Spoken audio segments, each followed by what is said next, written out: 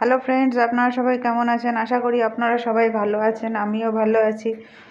আজকে আমি একটা নতুন রেসিপি নিয়ে আপনাদের সামনে চলে এসেছি। আজকে আমি বানাবো ব্রোকলি আলুর কারি বলতে পারেন বা রসা বলতে পারেন। তো চলুন বন্ধুরা, রেসিপিটা দেখে নেওয়া যাক। এটা শীতকালেরই সবজি। প্রথমে আমি এখানে ব্রোকলি নিয়েছি, টমেটো নিয়েছি আর একটা আলু নিয়েছি। তো এগুলোকে কেটে ধুয়ে নিয়ে ফিরে আসছি।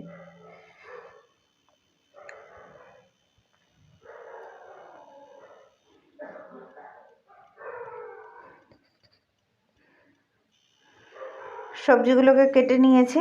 এবার আমি ব্রোকলিটা একটু ভাপিয়ে নেব। তার জন্য গ্যাসটা ধরিয়ে কড়াই বসিয়ে কড়াইয়ে জল দিয়ে ব্রোকলিটা বসিয়ে দিয়েছি। এদিকে একটা গোটা টমেটো, 3-4 টুকরো আদা, একটু জল দিয়ে একটা পেস্ট বানিয়ে নেব। এদিকে ব্রোকলিটা ভাপানো হয়ে গেছে, আমি এবার এটাকে নামিয়ে নেব।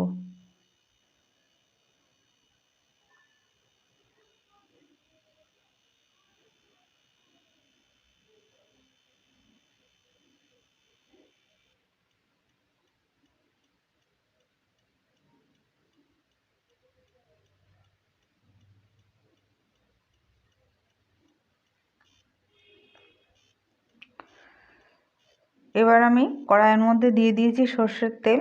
আমি এই রান্নাটা পুরো সর্ষের তেলেই করব। এবার আমি এর মধ্যে কেটে টুকরো করে রাখা আলুগুলোকে প্রথমে ভেজে নেব।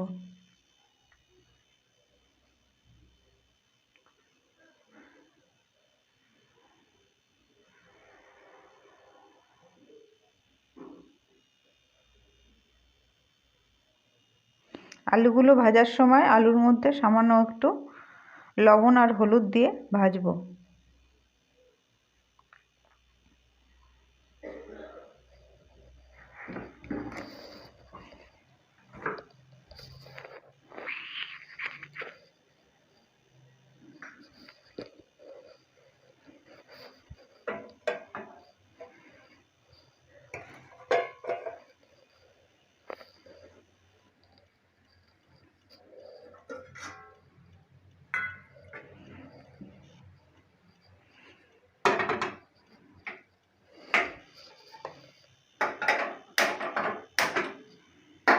আলুগুলো ভাজা হয়ে গেছে, আলুগুলো তুলে নিয়েছি। এবার আমি বাটির মধ্যে একটা গুঁড়ো মশলার পেস্ট তৈরি করে নেব।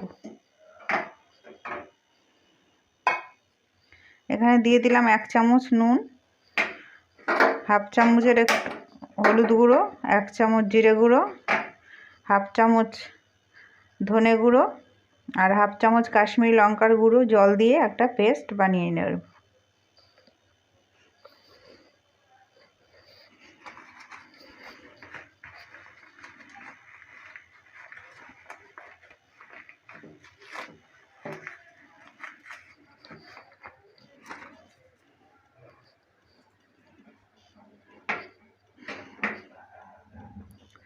এদিকে আলুগুলোকে আমি তুলে নেব।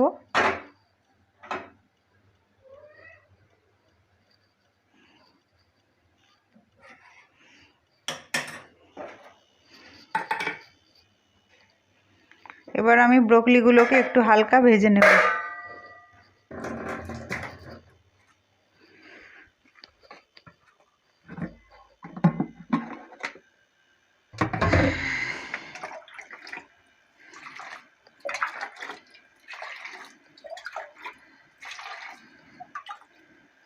ব্রোকলিগুলো ভাজা হয়ে গেছে, এবার আমি তুলে নেব।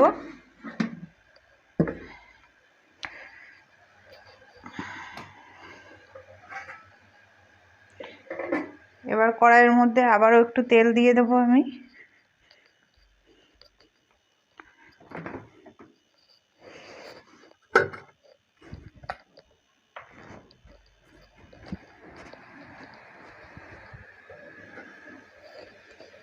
ফোড়নে দিয়ে দেবো একটা শুকনো লঙ্কা,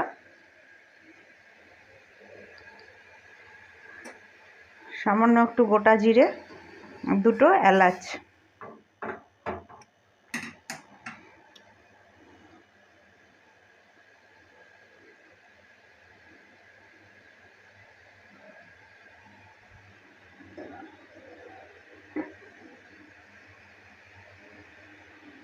দিয়ে আমি মশলার যে পেস্টটা বানিয়ে রেখেছিলাম সেটা আমি দিয়ে দেব।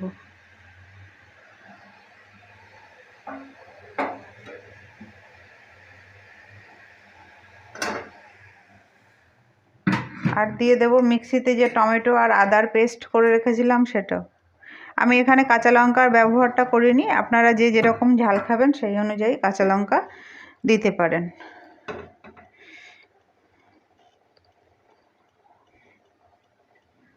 এবার আমি মশলাটা খুব ভালো করে কষিয়ে নিয়েছি। এরপর আমি এর মধ্যে ভেজে রাখা আলুগুলো দিয়ে দিলাম, মটরশুঁটি দিয়ে দিলাম কতগুলো,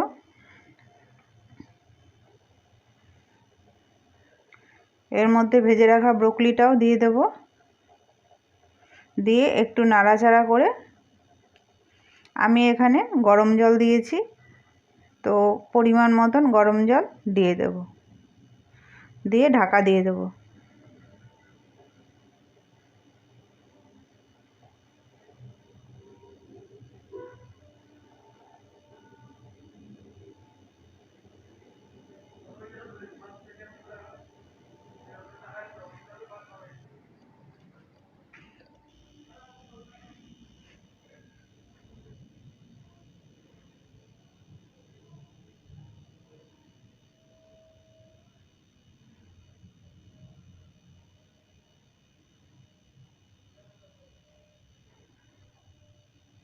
এবার আমি জলটা দিয়ে দিলাম,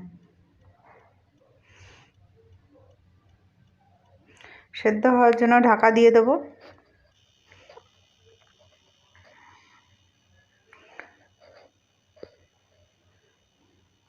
ঢাকনা খুলে একটু নেড়ে নিলাম, এখনও আলু আর ব্রোকলিটা আরও একটু সেদ্ধ হবে, তো তার জন্য আবারও আমি ঢাকা দিয়ে দিলাম।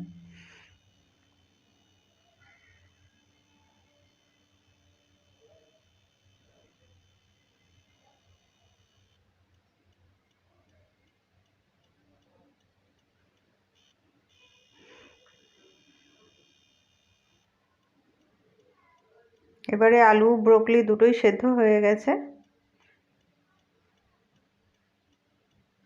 আমি এর মধ্যে দিয়ে দিলাম সামান্য চিনি টেস্টের জন্য, আর দিয়ে দেব একটু গরম মশলার গুঁড়ো আর সামান্য পরিমাণে ঘি, তাহলেই তৈরি হয়ে যাবে আলু ব্রোকলির রসা।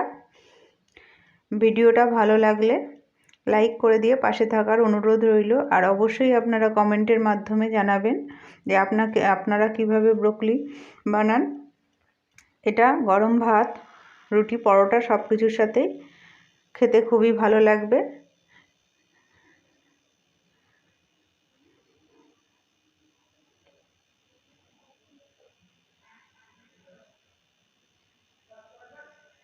আজকের মতন এখানেই শেষ করলাম।